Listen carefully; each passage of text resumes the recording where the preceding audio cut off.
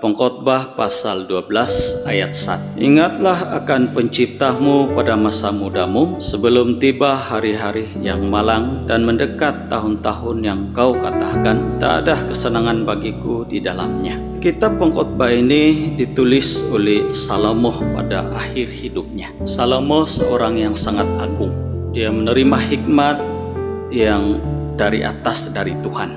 Sehingga Alkitab mengatakan tidak ada lagi seperti Salomo di dunia ini. Tetapi segala kegemilangan ini berakhir karena disalahgunakan. Lantaran itu pada masa tuanya dia menyadari hakikat ini dan menyesalinya.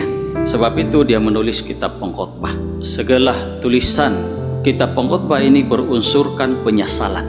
Sekaligus Salomo mengingatkan para pemuda-pemudi supaya tidak melupakan Tuhan pada masa mudanya. Hari ini selagi kita masih muda, kita harus menggunakan kesempatan untuk melayani Tuhan. Tapi malang sekali masih ramai, khususnya para orang muda yang lalai untuk menyahut panggilan Tuhan.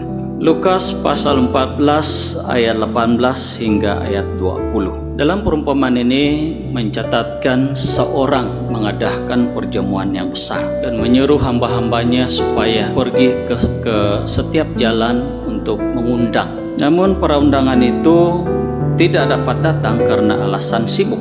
Jadi orang-orang yang diundang ini kita mendapati penolakan mereka masing-masing alasannya tidak ada waktu. Jadi pada zaman kesibukan ini banyak orang karena mengatasi beban berat dalam kehidupan. Malah orang yang kehidupannya sudah agak baik karena menuntut kenikmatan yang lebih sehingga dia terikat oleh kesibukan. Oleh itu dalam kehidupan manusia yang terus-menerus dilanda dengan kesibukan ini yang digunakan untuk menolak tanggung jawab. Alkitab mengatakan kematian itu bukanlah kesudahan dari segala-galanya, karena sesudah mati ada penghakiman. Jadi sebab itu orang muda sepatutnya jangan hanya merencanakan perkara yang panah dan juga melayan kesibukan untuk kehidupan sekarang.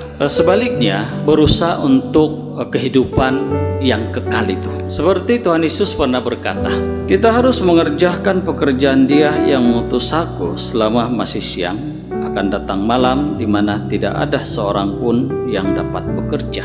Artinya Tuhan Yesus tidak lalai dengan tanggung jawab ini. Dia mengerjakan pekerjaan Bapa. Sama juga dengan kita. Kita taat dan setia dengan tanggung jawab yang dipikulkan Tuhan kepada kita. Yesus kata selama masih siang. Artinya selagi ada kesempatan. Akan datang malam bermaksud kita tidak ada kesempatan lagi. Setiap orang memang ada kesibukannya. Tetapi janganlah kita melalaikan tanggung jawab kita sehingga kita langsung tidak melakukan apa-apa untuk Tuhan. Jadi ini adalah alasan yang diungkapkan oleh orang muda untuk menolak tanggung jawab itu. Kata mereka sibuk. Apalagi alasan yang mereka ungkapkan untuk menolak tanggung jawab ini? Mereka berkata mereka itu masih muda. Amsal 27 ayat 1. Janganlah memuji diri karena esok hari, karena engkau tidak tahu apa yang akan terjadi hari itu. Di pengarang kitab Amsal mengingatkan kita bahwa esok itu bukan milik kita. Sebab kita tidak tahu apakah yang akan terjadi pada malam ini. Adakah kita masih hidup pada esok hari, kita tidak tahu. Sebab segala sesuatu itu tertakluk kepada tangan Tuhan. Oleh itu jangan memuji hari esok. Alasan yang mereka berikan untuk menolak tanggung jawab, mereka berkata tidak ada kebebasan.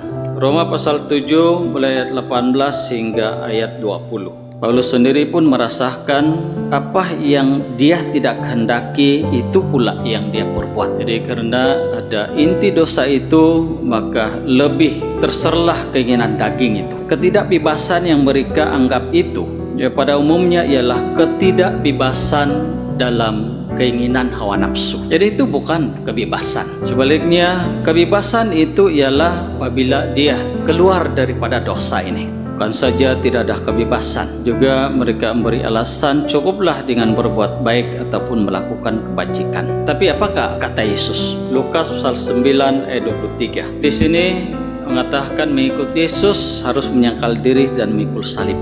Tuhan menuntut lebih daripada itu, yaitu memikul salib. Harus memikul salib. Memikul salib berarti pengabdian diri, sehingga berkorban nyawa. Sebab itu dalam ayat 24, Yesus berkata, barang siapa mau menyelamatkan nyawanya, ia akan kehilangan nyawanya, tetapi barang siapa kehilangan nyawanya karena aku, ia akan menyelamatkannya. Jadi ini bermaksud hanya mentaati Tuhan, itulah pelayanan yang sesungguhnya. Sebab segala sesuatu tertakluk kepada Tuhan selagi kita masih muda. Jangan kita letakkan konsep kita cukup untuk berbuat baik dan kebajikan saja. Sebaliknya Tuhan menuntut harus menyangkal diri dan memikul salib. Karena itu ingatlah akan penciptamu pada masa mudamu. Semoga ini sedikit memberi kesadaran pada kita semua.